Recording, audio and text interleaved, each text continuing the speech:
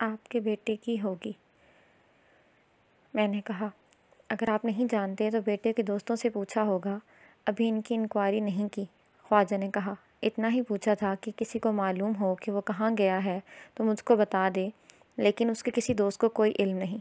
اب ان سے پوچھوں گا کہ بشیر کی کسی کے ساتھ ذاتی دشمنی تو نہیں تھی؟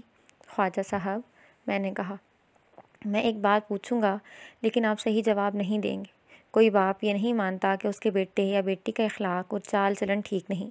بیٹا اکلوتا ہو اور باپ امیر بھی ہو اور اس کے ساتھ میں ہنڈے بدماش بھی ہوں تو بیٹے اچھے چال چلن کا نہیں ہو سکتا۔ میں اپنے بیٹے کے چال چلن کی تعریف نہیں کروں گا، خواجہ نے کہا۔ ماں نے اس کو بہت بگاڑ دیا تھا۔ اس نے صرف 10 جماعتیں پاس کی ہیں۔ میرا ارادہ تھا کہ اس کو آگے پڑھاؤں گا۔ وہ زمانہ گزر گیا ہے جب 10 جماعتوں کے بعد زیادہ تعلیم سمجھا جاتا تھا۔ اب لڑکے کو کم از کم BA ہونا چاہیے۔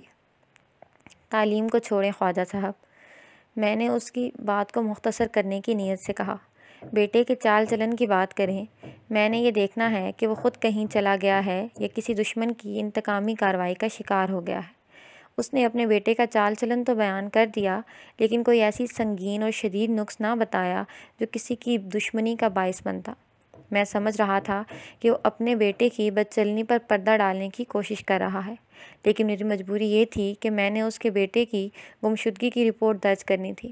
میرے دماغ میں یہی ایک شک تھا کہ اس کا لاڈلا بیٹا سوتیلی ماں کے سلوک سے تنگ آ کر بھاگ گیا ہے۔ ایک بات بتا دیں خواجہ صاحب، میں نے کہا، آپ نے یہ معلوم کرنے کی کوشش نہیں کی ہوگی کہ آپ کے بیٹے کا کوئی دوست بھی گھر سے غیر حاضر ہوگا یا کسی کی لڑکی لاپتہ ہو گئی ہوگی؟ اس کے دوستوں کو میں جانتا ہوں، اس نے کہا، وہ سب یہی ہیں اور اس کی کسی کی لڑکی کی بابت کچھ نہیں جانتا۔ میں نے لڑکے کا حلیہ وغیرہ لکھ لیا۔ خواجہ اس کا ایک فوٹو ساتھ لایا تھا، وہ بھی رکھ لیا اور جو کاغذی کارروائی کرنی تھی وہ کر لی، اور خواجہ سے کہا کہ وہ اپنے طور پر بھی سراغ رسانی کرے۔ روب سوتیلی ماں اور جوان بیٹا، یہ سلسلہ آج کل بھی چلتا ہے۔ میں نے آپ پہلے جن معززین کا ذکر کیا ہے وہ تھانے دار کے سلام کے لیے باری باری تھانے آتے ہیں۔ ہمارے وقتوں میں، یعنی انگریزوں کی حکومت میں، یہ سلسلہ زیادہ چلتا تھا۔ اس وقت تھانے دار اپنا روب داب رکھتے تھے اور ان کا کردار ایسا تھا کہ لوگ ان سے ڈرتے تھے اور ان کی پوری عزت کرتے تھے۔ میں جن معززین کا ذکر کر رہا ہوں یہ دراصل پولیس کے چمچے ہوتے ہیں۔ خواجہ تھانے سے چلا گیا تو تھوڑی ہی دیر بعد اس کے محلے کا ایسا ہی ایک معزز آدمی آ گیا۔ میں نے اسے آتے دیکھا تو میں سمجھ گیا کہ یہ شخص خواجہ کے بیٹے کی گمشدگی کے سلسلے میں آیا ہے۔ مجھ کو یہ بھی معلوم تھا کہ یہ شخص خواجہ کے حق میں کوئی بات نہیں کرے گا بلکہ اس کے خلاف ہی کچھ باتیں بتائے گا۔ ایسے لوگ اور ان کی اس قسم کی باتیں تفتیش میں بڑی کارآمد ثابت ہوا کرتی تھیں۔ اگر وہ نہ آتا تو میں نے اس قسم کے ایک دو معزز مخبروں کو بلانا ہی تھا۔ میں نے دراصل خواجہ کے بیٹے کے لاپتہ ہونے کے بیک گراؤنڈ معلوم کرنی تھی۔ مجھ کو یہ تجربہ تھا کہ اس قسم کے امیر زادے اور آوارہ شہزادے خود ہی عیش و عشرت کے واسطے غائب ہو جاتے ہیں اور پولیس خود خواہ مخواہ ادھر ادھر جھک مارتی پھرتی ہے۔ خواجہ کے بیٹے کی عمر 26 سال تھی۔ وہ کوئی بچہ تو نہیں تھا کہ اس کو کوئی اٹھا کر یا ورغلا کر لے گیا ہوگا۔ اگر اس کا باپ یہ کہتا کہ اس کے بیٹے کو فلاں شخص یا فلاں خاندان کے کسی آدمی نے قتل برائے اغوا کیا ہے یا تو اس تفتیش کو اس لائن پر لے جا کر دن رات ایک کر دیتا۔ آئیے شیخ صاحب، میں نے ہاتھ سے اس معزز شخص کی طرف بڑھاتے ہوئے استقبالیہ کہا، تشریف رکھیے، ابھی ابھی آپ کے خواجہ آئے تھے۔ ہاں سرکار، اس نے کہا، بیچارہ بہت پریشان ہے، لیکن جناب عالی، اعمال اپنے ہی خراب ہوں تو اولاد کا کیا قصور؟ باپ نے بیٹے سے بھی 2 سال کم عمر کی لڑکی سے شادی کر لی ہے۔ مجھ کو تو اسی سلسلے میں کوئی گڑبڑ نظر آتی ہے۔ یہ بات میرے واسطے بالکل نہیں اور بہت عجیب تھی۔ میں نے شیخ صاحب کو گرمایا کہ وہ خواجے کے گھر کے تمام حالات مجھ کو سنائے۔ اس معزز آدمی نے جو حالات سنائے وہ مختصراً یہ تھے کہ خواجہ کا ایک تو یہ بیٹا بشیر تھا جس کی عمر 26 سال تھی۔ اس کی 2 بیٹیاں تھیں، ایک بشیر سے 2-3 سال چھوٹی اور دوسری اس سے 1-2-3 سال بڑی تھی۔ دونوں اسی قصبے میں بیاہی ہوئی تھیں۔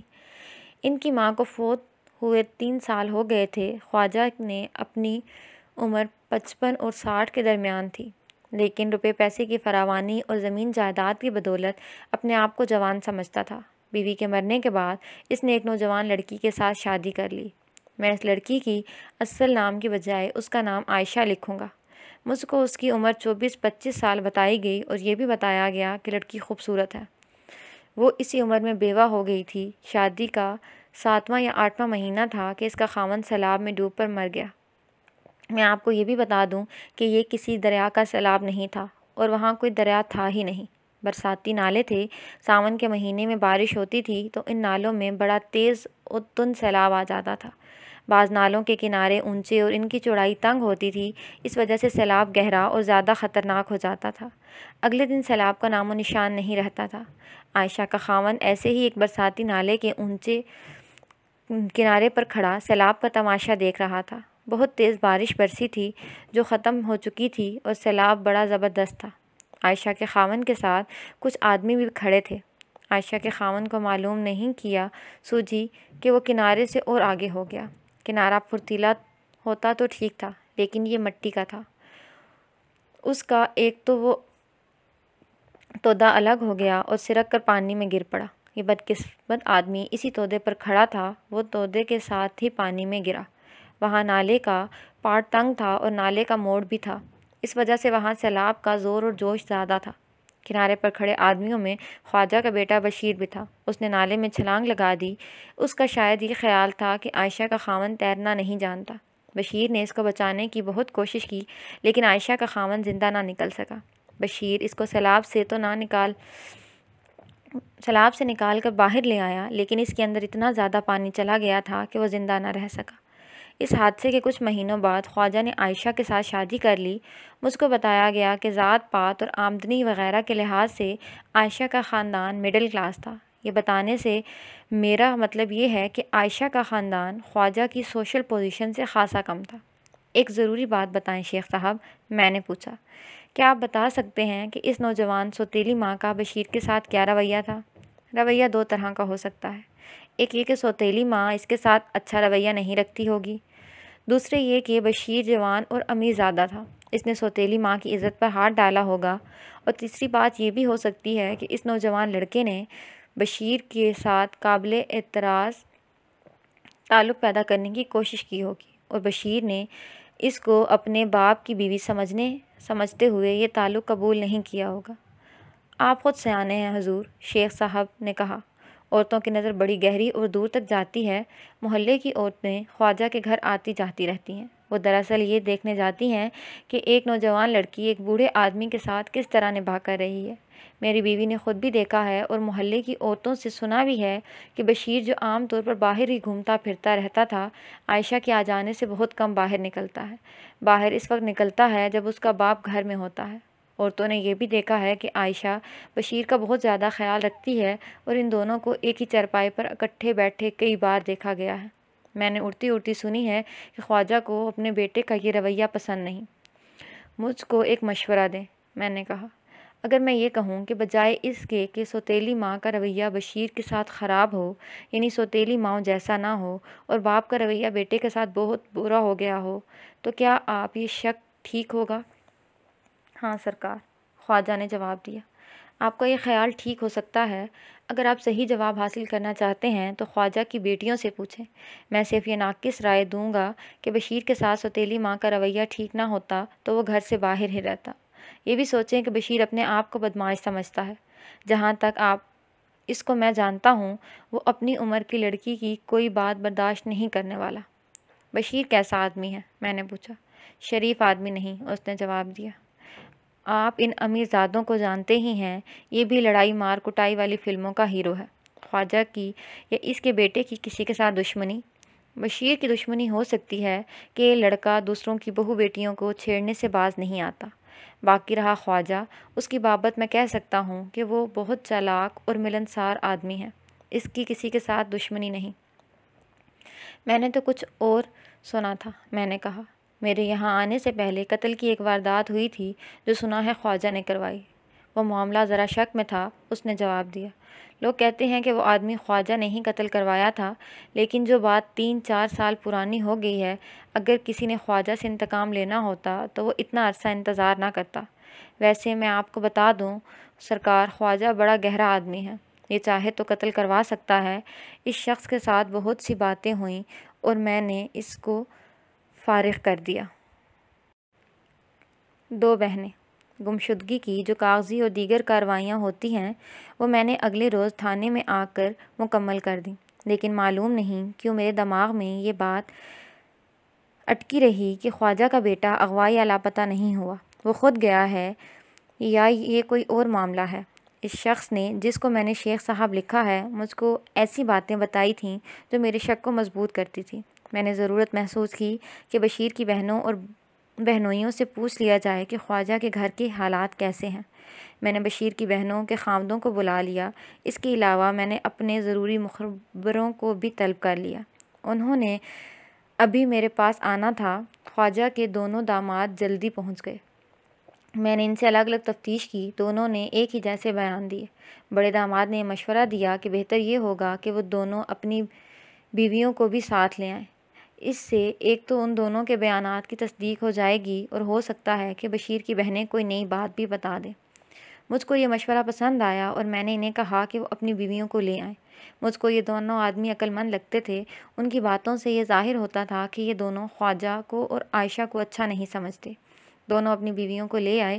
میں نے بڑی بہن سے کہا کہ وہ میرے پاس بیٹھی رہے اور باقی باہر چلی جائیں۔ کیا آپ میری ایک بات مانیں گی؟ چھوٹی بہن نے کہا۔ کیا یہ ٹھیک نہیں رہے گا کہ ہم دونوں بہنیں اکٹھی بیٹھ کر بیان دیں؟ ہم دونوں کے بیان ایک ہی جیسے ہوں گے۔ دراصل یہ طریقہ ٹھیک نہیں تھا، لیکن میں نے ان دونوں بہنوں کے طور طریقے اور انداز سے محسوس کر لیا تھا کہ یہ دونوں جھوٹ نہیں بولیں گی۔ میں نے ان کو اکٹھا ہی بٹھا لیا اور ان کے خامدوں کو باہر بھیج دیا۔ اب بتائیں آپ نے کیا پوچھنا ہے؟ چھوٹی بہن نے کہا۔ کیا تم نہیں جانتی کہ تمہارے بھائی لاپتہ ہو گیا ہے؟ میں نے کہا۔ میں نے اس معاملے میں تم دونوں سے کچھ پوچھنا ہے۔ پہلی بات تو میں نے یہ پوچھنی ہے کہ تمہارا بھائی بشیر کہاں چلا گیا ہے؟ آپ کے ابا جان کہتے ہیں کہ وہ لاپتہ ہے۔ دونوں بہنوں نے ایک دوسرے کی طرف دیکھا۔ چھوٹی نے بڑی بہن کو کہا کہ وہ بات کرے۔ چھپانا کچھ نہیں آپا، چھوٹی بہن نے کہا۔ ایسے باپ پر کیا پردہ ڈالنا جس کو اپنی اولاد کا بھی ہوش نہیں۔ اس نے میری طرف دیکھا اور مجھ کو کہا، ہمارا اکلوتا بھائی گم ہو گیا ہے جی۔ آپ نہیں جانتے کہ اس کے ساتھ ہم بہنوں کا کتنا پیار ہے۔ وہ روزانہ باری باری ہمارے گھروں میں آتا ہے اور اس سے آگے نہ بول سکی۔ اس کو ہچکی سی آئی اور اتنی روئی کہ بڑی بہن نے اس کو دلاسا دیا۔ میں نے بھی اس کو تسلیاں دیں کہ اس کا بھائی مل جائے گا۔ دونوں بہنوں کے ساتھ ان کے بھائی اور باپ کی بابت باتیں ہوئیں تو مجھ کو پتہ لگا کہ ان بہنوں کے دلوں میں بھائی کی محبت بہت ہی زیادہ ہے اور ان کو اپنا باپ اچھا نہیں لگتا۔ دونوں لڑکیاں اونچی ذات کی تھیں، امیر باپ کی بیٹیاں تھیں اور ان کے سسرال اور خاوند بھی اچھی پوزیشن والے تھے، لیکن ان لڑکیوں میں وہ شوبازی اور گھٹیا پن نہیں تھا جو اس پوزیشن والے خاندانوں کے لڑکوں اور لڑکیوں میں پایا جاتا ہے۔ یہ دونوں بہنیں آج بھی مجھ کو اپنے سامنے بیٹھی نظر آ رہی ہیں۔ انہوں نے میرے آگے بڑا ہی عجیب انکشاف کیا جس کو میں ایک دلچسپ ڈرامہ لکھوں گا۔ اگر میں کہوں کہ باپ نے خود ہی اپنے بیٹے کو غائب کر دیا ہے تو آپ کو یقین نہیں آئے گا، بڑی بہن نے کہا۔ ہاں، میں نے کہا، مجھ کو بالکل یقین نہیں آئے گا۔ کیا تم یہ بات یقین سے کہتی ہو؟ یہ فیصلہ آپ نے کرنا ہے، بڑی بہن نے جواب دیا۔ سنا ہے تھانے دار زمین کے نیچے سے بھی راز نکال لیا کرتے ہیں۔ تم کچھ بتاؤ تو میں راز نکال لوں گا، میں نے کہا۔ ہمارا باپ عیاش آدمی ہے، بڑی بہن نے کہا۔ اس کا ثبوت آپ کے سامنے ہے۔ اس بڑھاپے میں ہم سے بھی چھوٹی عمر کی لڑکی کے ساتھ اس نے شادی کی ہے، شراب پیتا ہے، شہر جا کر عیش و عشرت کرتا ہے۔ اس کی ایک بیٹھک الگ ہے۔ اس کمرے میں جب بیٹھتا ہے تو گھر کا کوئی فرد اس کے کمرے میں جانے کی جرات نہیں کرتا۔ یہ کمرہ اس کے بدماشوں کے واسطے ہے یا بدماش عورتوں کے واسطے۔ ہماری ماں تو اس نے زر خرید لونڈی بنا کر رکھا ہوا تھا، چھوٹی بہن نے کہا، لیکن ہماری ماں کو وہ روپے پیسے کی یا ضرورت کی دوسری چیزوں کی تنگی نہیں دیتا تھا۔ ہماری ماں گھر کی ملکہ تھی، سیاہ و سفید کی مالک۔ اس کا حکم چلتا تھا، لیکن ہمارے باپ کی پرائیویٹ زندگی میں دخل دینے کا اس کو کوئی حق حاصل نہیں تھا۔ آگے تم بتاؤ آپا۔ دراصل بات